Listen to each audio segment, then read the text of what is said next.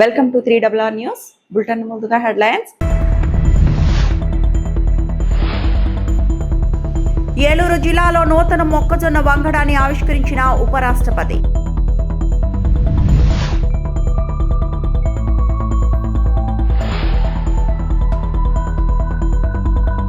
నదుల అనుసంధానంతో భారత్ అడ్డుకోలేని శక్తిగా మారుతోంది ఏపీ సీఎం చంద్రబాబు.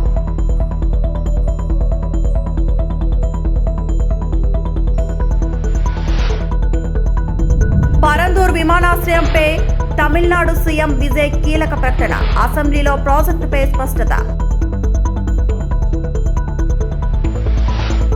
ఏలూరు జిల్లా ముసునూరులో గవర్నమెంట్ పాప్ కార్మిక సంస్థ ఆధ్వర్యంలో రూపొందించిన నూతన మొక్కజొన్న వంగడాన్ని ఆయన ఆవిష్కరించారు. ఈ కార్యక్రమంలో governor justice Abdul Nazeer, CM Chandrababu, మంత్రులు నారా లోకేష్, పార్థసారథి తదితరులు పాల్గొన్నారు. ఈ సందర్భంగా ఉపరాష్ట్రపతి మాట్లాడారు. వ్యవసాయ రంగంలో ఆత్మ నిర్భర్ భారత్ దిశగా ఇది ముఖ్యమైన ముందడుగు. రైతులు మొక్కజొన్న సాగు చేస్తూ మంచి లాభాలు ఆర్జిస్తున్నారు. పాప్కార్న్ ఎగుమతి చేసే స్థాయికి దేశం ఎదుగుతోంది. వ్యవసాయ అభివృద్ధికి సీఎం చంద్రబాబు అందిస్తున్న ప్రోత్సాహం అభినందనీయం.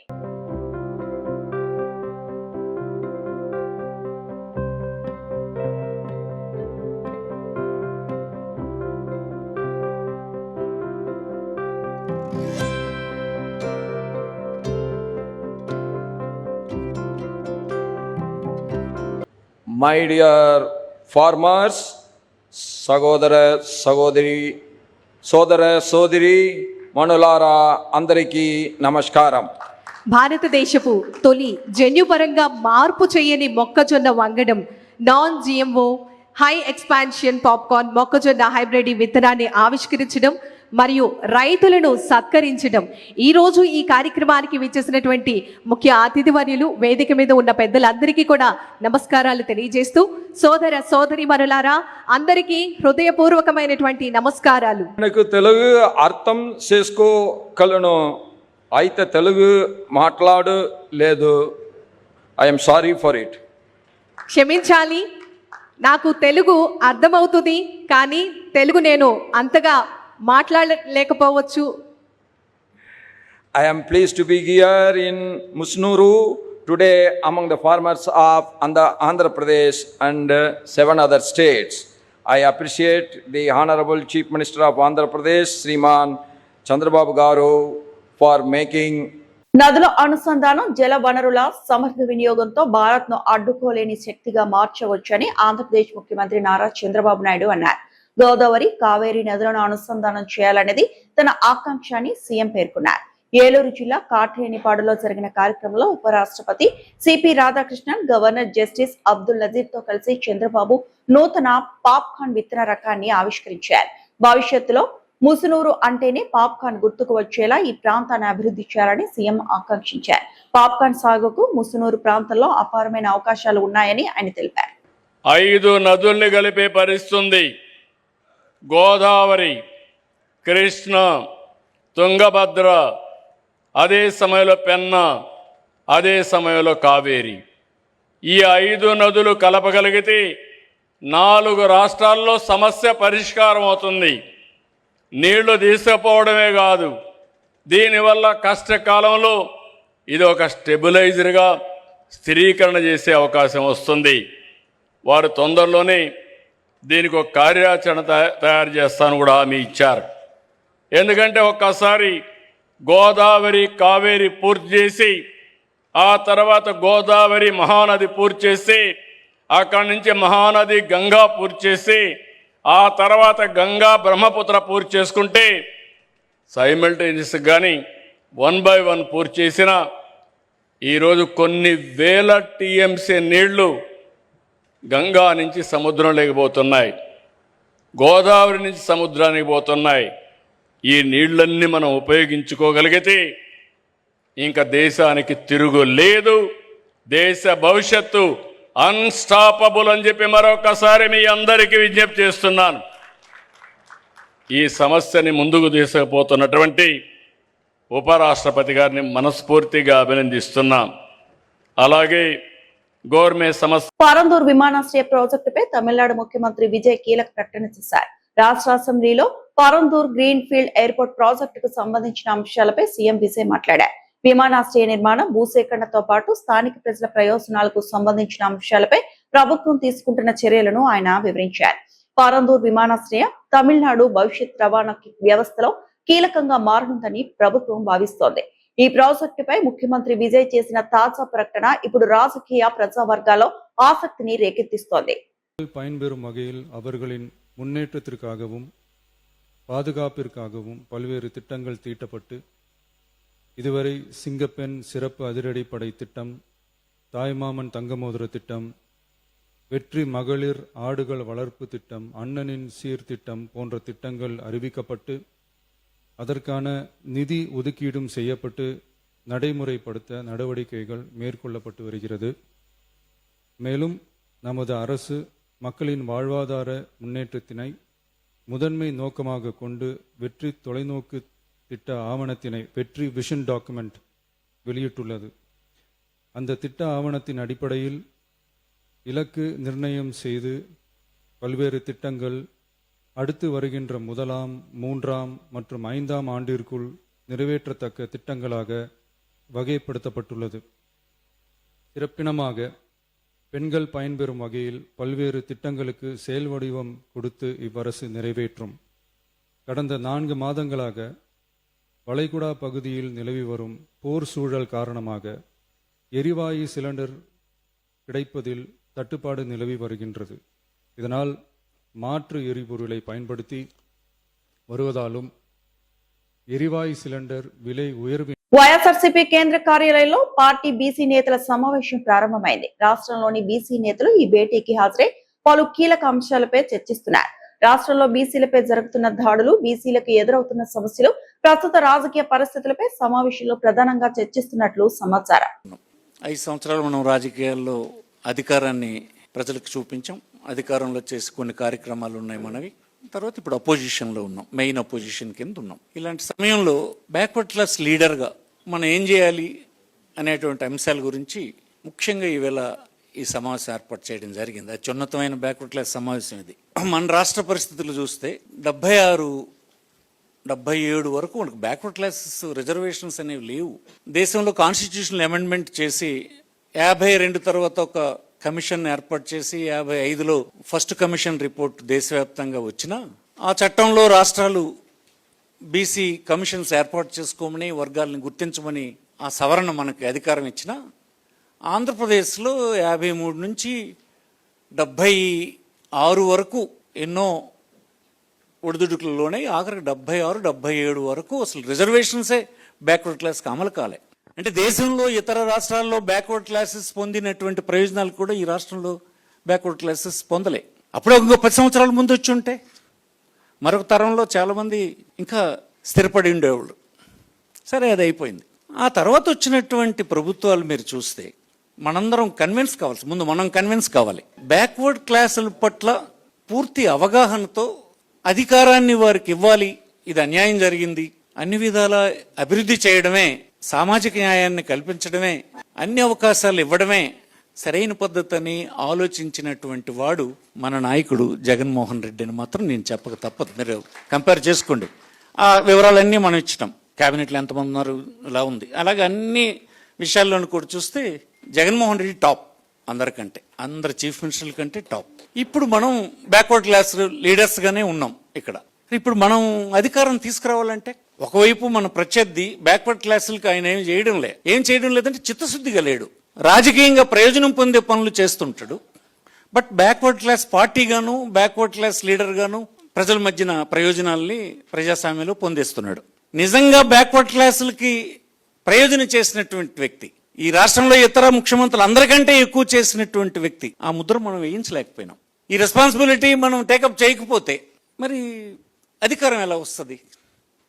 రెస్పాన్సిబిలిటీ టేకప్ చేయడం అంటే మెజారిటీ పీపుల్ని ఒప్పించగలగాలి. ఒప్పించడానికి నేనేది అగ్రవర్ణాలతో యుద్ధం చేయమని, దాడులు చేయమని, ఘర్షణ పడమని చెప్పడం అది మంచి పద్ధతి కూడా కాదు. ఎందుకంటే మనం అధికారం సాధించడానికి ఆ వర్గాల తాలుగా సపోర్ట్ కూడా మనకు కావాలి.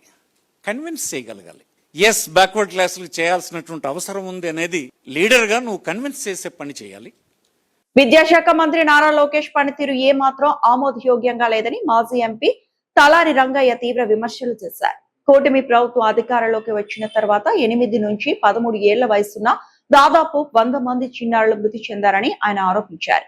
ప్రభుత్వ హాస్టల్లో బాత్రూమ్ గోడ కూలి ఓ బాలుడు మృతి చెందిన ఘటనను ప్రస్తావించారు. కనీసం బాత్రూంలకు నీటిని కూడా సరఫరా చేయలేని పరిస్థితిలో ప్రభుత్వం ఉందని తలారి రంగయ్య విమర్శించారు. విద్యార్థుల భద్రత, వసతి సౌకర్యాల విషయంలో ప్రభుత్వం మరింత బాధ్యతగా వ్యవహరించాలని ఆయన డిమాండ్ చేశారు. దాదాపు 30 నెలల కాలంలో దాదాపు 100 మంది విద్యార్థులు మృత్యుప్రాలు అయిన సందర్భాన్ని మనం చూస్తున్నాం. రాష్ట్రంలో ముక్కు పచ్చలారని బిడ్డలు 8 సంవత్సరాల నుంచి 12, 13 సంవత్సరాల మధ్యలో ఉన్న పిల్లలే ఎక్కువ మంది చనిపోయారు. దాదాపు నా నియోజకవర్గంలోనే 6 డజన్ పైన చనిపోయారు. మా జిల్లాలో కూడా అదే పరిస్థితి. రాష్ట్ర వ్యాప్తంగా చూస్తే దాదాపు దగ్గర సెంచరీకి వస్తున్నాయి మరణాలు. ప్రపంచవ్యాప్తంగా, దేశవ్యాప్తంగా లోకేష్ గారి పనితీరు చాలా బాగుంది, ఆయన వెళ్ళి పరిశ్రమలు తీసుకొస్తున్నాడని చెప్తున్నారు. కానీ ఇక్కడ విద్యాశాఖ నిర్వహిస్తున్న పనితీరు ఏమాత్రం కూడా ఆమోదయోగ్యంగా లేదు. ఇదొక రాజకీయ అంశంగానో లేకపోతే పార్టీలకు సంబంధించో లేదా పార్టీ జెండాలు అజెండాలకు సంబంధించిన విషయం నేను మాట్లాడట్లేదు. ముక్కు పచ్చలారని బిడ్డల గురించి, వారి మరణాల గురించి నేను మాట్లాడుతున్నాను. ఒక మానవీయమైన అంశం గురించి నేను మాట్లాడుతున్నాను. నిన్న సాయంత్రమే తీసుకుంటే సెట్టూరు మండలంలో జెడ్పీ హై స్కూల్లో 2 విద్యార్థులు ఎలా అంటే అసలు వాళ్ళని చూస్తుంటే ఎంత అన్యాయంగా అంటే, ఆ పక్కన గోడ పక్కకి వాళ్ళు వాష్రూమ్ నేచర్ కాల్కి వెళ్ళారు. అక్కడ గోడ కూలి ఒక పిల్లవాడు చనిపోయాడు అక్కడే.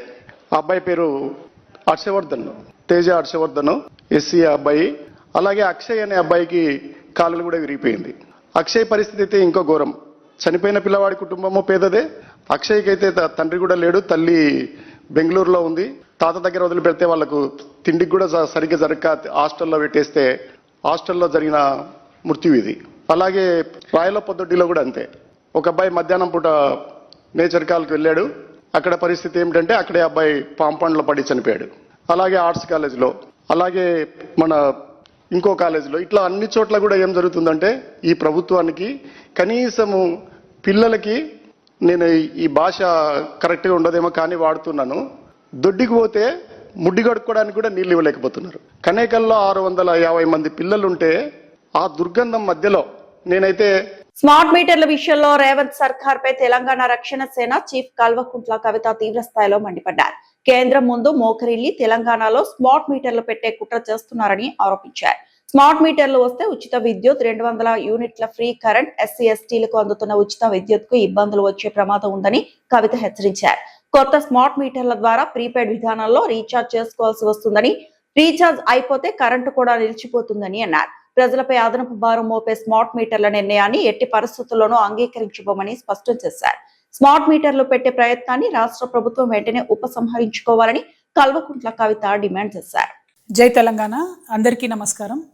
తెలంగాణ రాష్ట్ర ప్రభుత్వం పేదల పక్షాన లేదు, పెద్దల పక్షానే ఉందని పదే నిరూపించుకుంటా ఉంది.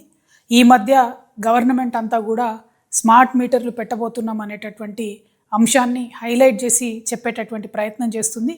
మొన్ననే సిఎండి గారు కూడా ప్రకటన చేయడం జరిగింది, మేము త్వరలో స్మార్ట్ మీటర్స్ పెడతామని చెప్పి. అట్లనే నెక్లెస్ రోడ్లో కూడా ఒక ఎగ్జిబిషన్ పెట్టిండ్రు, ఎట్లా స్మార్ట్ మీటర్స్ బాగుంటాయి ఏంది అని. అంటే పబ్లిక్ని ఒక మైండ్ వాష్ చేసే ప్రయత్నం చేస్తున్నారు. ఈ సందర్భంగా తెలంగాణ ప్రజలకు నేను ఒక 2-3 విషయాలు చెప్పాలనుకుంటున్నాను. ఆల్రెడీ మన తెలంగాణ రాష్ట్రంలో ఉన్నవన్నీ కూడా స్మార్ట్ మీటర్సే. ఇప్పుడు ముందు లెక్క ఎవరు కూడా పోయి పెన్ను పేపర్ పట్టుకొని రీడింగ్ రాసుకునే అవసరం లేదు. ఒక చిన్న మెషిన్ ఉంటుంది, దాన్ని తీసుకొని మీటర్ దగ్గరికి పోగానే ఆటోమేటిక్గా రీడింగ్ వస్తుంది. స్మార్ట్ మీటరే ఇప్పుడు కూడా ఉన్నది. కానీ ఇప్పుడు వీళ్ళు ప్రపోజ్ చేసేటటువంటి కొత్త మీటర్ ఏంటంటే, ఏదైతే రైతులు ఢిల్లీ సింగ్ బార్డర్ దగ్గర ఉద్యమం చేస్తే నల్ల చట్టాలు తొలగించిండ్రో, ఆ నల్ల చట్టాల్లో భాగంగా అదానీ వాళ్ళ కంపెనీకి సంబంధించి మీటర్లు ఏవైతే వ్యవసాయానికి పెట్టాలనుకున్నారో, ఇప్పుడు కొత్తగా కేంద్ర ప్రభుత్వం ఒక కొత్త పథకం తీసుకొచ్చింది. దాన్ని రాష్ట్ర ప్రభుత్వం సంతకం పెట్టి ఒప్పుకొని ఇవాళ కొత్త స్మార్ట్ మీటర్లు పెట్టాలనుకుంటుంది. మరి కొత్త స్మార్ట్ మీటర్లు పెడితే నష్టం ఏంది అంటే, ఇవి మన సెల్ ఫోన్ ఎట్లయితే మనం మొదలే ఒక 1000 రూపాయలు, 500, 100 రూపాయలు పెట్టి ప్రీపెయిడ్ ఎట్లా చేసుకుంటామో అట్లా ప్రీపెయిడ్ స్మార్ట్ మీటర్లు పెట్టాలనుకుంటున్నారు. సరే, మొన్న మనందరం కూడా ఈఆర్సీలో గొడవ చేస్తే వ్యవసాయానికి పెట్టమని చెప్పిండ్రు. కానీ ఇప్పుడు మళ్ళీ మొత్తం పబ్లిక్కి పెట్టాలి, ప్రతి ఇంటికి కూడా స్మార్ట్ మీటర్ పెట్టాలి అనే ఒక ప్లాన్ చేస్తూ ఉన్నారు. దీనివల్ల నష్టమేంది? ఆల్రెడీ ఉత్తరప్రదేశ్లో ఈ ఎక్స్పెరిమెంట్ అయితే మొత్తం ప్రతి ఇంట్లోంచి మీటర్లు పీక్కొచ్చి ఎలక్ట్రిసిటీ ఆఫీసులలో మీటర్లు వేసి వెళ్ళిపోతున్నటువంటి పరిస్థితి ఉన్నది. మన దగ్గర కూడా క్రితం ప్రభుత్వంలో తెలంగాణలో గవర్నమెంట్ ఆఫీసుల్లో ఈ ప్రీపెయిడ్ స్మార్ట్ మీటర్ పెడితే సడన్గా అర్ధరాత్రి లేకపోతే ఏ టెలికాన్ఫరెన్స్ అవుతున్నప్పుడు కరెంట్ పోతుంది. ఎందుకంటే 100 రూపాయలకు మీరు ఛార్జ్ చేస్తే 100 రూపాయల యూనిట్స్ కాగానే ఆ కరెంట్ ఆగిపోవడం అనేది జరుగుతుంది. సో ఇమాజిన్ చేయండి ఒక్కసారి ఇవే మీటర్లు మన ఇళ్ళల్లో పెడితే మరి గవర్నమెంట్ ఇస్తా అన్న ఫ్రీ సబ్సిడీ 200 యూనిట్ల పరిస్థితి ఏమవుతుంది? సెలూన్లకు ఇవ్వాల్సినటువంటి డబ్బులు ఇప్పటికే వీళ్ళు ఎగబెడుతున్నారు. ఒకవేళ సెలూన్లలో కూడా స్మార్ట్ మీటర్లు పెడితే మనం ఏ కటింగో గిటింగో వేసేటప్పుడు మధ్యలో కరెంట్ పోతుంది, ఉన్న బిజినెస్ కాస్త పోయే పరిస్థితి ఉంటుంది. అంటే అల్టిమేట్గా బోధన్పట్నంలోని 5 తర్ఫాల ప్రాంతాలకు చెందిన రైతులు యూరియా బుకింగ్ లో ఎదురవుతున్న సాంకేతిక సమస్యలు వెంటనే పరిష్కరించాలని డిమాండ్ చేశారు. యూరియా యాప్ లో సాంకేతిక లోపాల కారణంగా బుకింగ్ చేసుకోలేకపోతున్నామని, దీంతో ఎరువుల కోసం తీవ్ర ఇబ్బందులు పడుతున్నామని ఆవేదన వ్యక్తం చేశారు. ఈ మేరకు సోమవారం బోధన్ ఆర్డీఓ విజయ్ కుమారికి రైతులు వినతిపత్రం అందజేశారు. యాప్ సమస్య పరిష్కారం అయ్యే వరకు రైతుల ప్రయోజనాల దృష్టిలో ఉంచుకొని మాన్యువల్ విధానంలో యూరియా పంపిణీ చేయాలని కోరారు.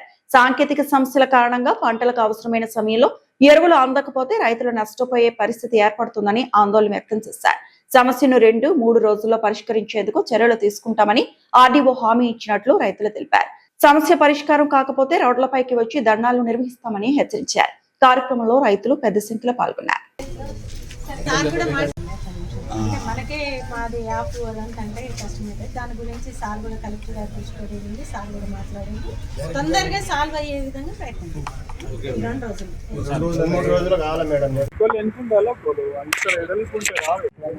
మేము అందరం బోధన పట్టణ 5 తరపుల రైతులము. మాకు కొద్దిగా యూరియా కొరత వలన మాకు చాలా ఇబ్బందికరంగా మారింది. ఈ విషయమై మేడం ఆర్డీఓ గారికి వినతి పత్రం ఇవ్వడం జరిగింది. మేడం గారు స్పందించి కలెక్టర్ గారికి దృష్టిలో పెట్టుకుని తక్షణమే 2-3 రోజుల్లో అందిస్తారని ఆమె చెప్పడం జరిగింది.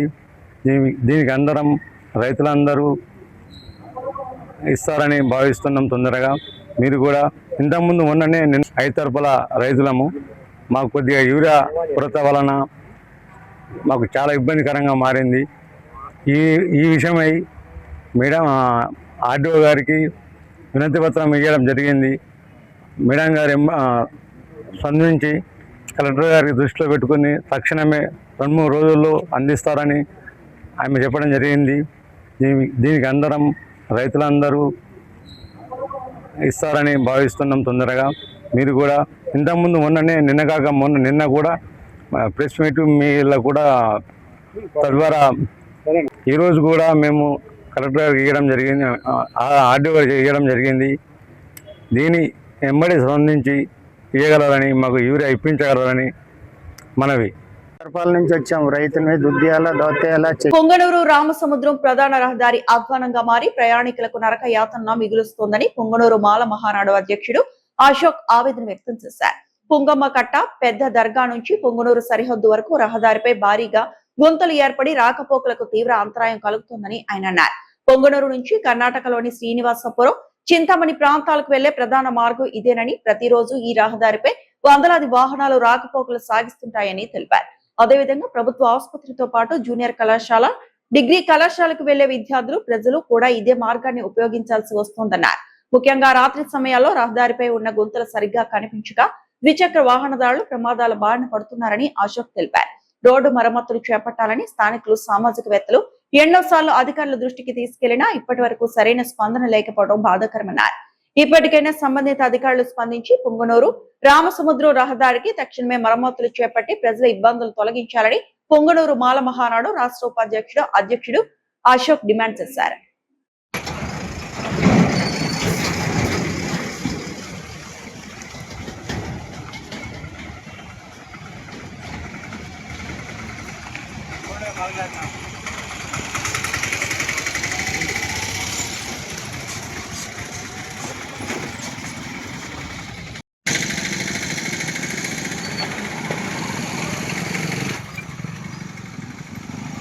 నమస్కారం. పొంగనూరు నియోజకవర్గ కూటమి నాయకులకు మరియు ప్రభుత్వ అధికారులు కూడా నా విన్నపం. గత 2 సంవత్సరాలుగా పొంగనూరు కట్ట మీద నూర్సావళి బాబా దర్గా దగ్గర నుండి మొత్తం పత్తెమ్మగారిపల్లి వరకు రోడ్డు గుంతలమైపోయి ఎంత ఇబ్బందికరంగా మారిందంటే కనీసం హాస్పిటల్కి వెళ్ళిన పేషెంట్లు ఒక రోగంతో బయలుదేరితే అక్కడికి వెళ్ళేలోగా 4 రోగాలకు బాధపడుతున్నారు. స్కూలు, హాస్పిటళ్ళు, కాలేజీలు, ములబాగులు, చింతామణి రోడ్డు, ఎంతోమంది వేల మంది ప్రయాణికులు, విద్యార్థులు, గవర్నమెంట్ ఉద్యోగస్తులు అందరూ ఇదే దారిన ప్రయాణం చేసే పరిస్థితి. కానీ ఎంతోమంది నాయకులు, ప్రజలు స్వచ్ఛందంగా అర్జీలు ఇస్తున్నారు, పేపర్ స్టేట్మెంట్ ఇస్తున్నారు, మీడియా ద్వారా విన్నవించుకున్నా కూడా అది ఎందుకో కొన్ని నాయకులు పట్టించుకోకుండా ఈ రోడ్ని అలాగే వదిలేశారు. ప్రజలు చాలా ఇబ్బంది పడుతున్నారు. రేపు నెల వచ్చే నెల మరీ మున్సిపల్ ఎలక్షన్లు అంటున్నారు. అప్పుడు మాత్రం తెల్ల షర్ట్ వేసుకొని కండువాలు వేసుకొని మా పార్టీకి ఓటేయండి, మా పార్టీకి ఓటేయండి మాత్రము నాయకులు వస్తారే. ఇదే రోడ్లోనే నాయకులు, కూటమి నాయకులు పోతున్నారు, వైసీపీ నాయకులు పోతున్నారు. ఈ పుంగనూరు ద్వారా కోట్ల రూపాయలు సంపాదించుకుంటున్న వాళ్ళు కూడా మనసాక్షి లేకుండా ప్రవర్తిస్తున్నారు.